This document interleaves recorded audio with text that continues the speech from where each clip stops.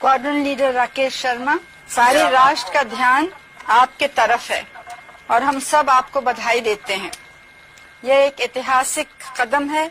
मेरी आशा है कि इससे हमारा देश अंतरिक्ष के प्रति जागरूक होगा और साथ ही हमारे युवकों को साहसिक कार्य करने की प्रेरणा मिलेगी। प्रश्न तो आपसे बहुत से पूछने हैं, लेकिन थोड़े से पूछती हूँ। ऊपर से भारत कैसा दिखता है आपको?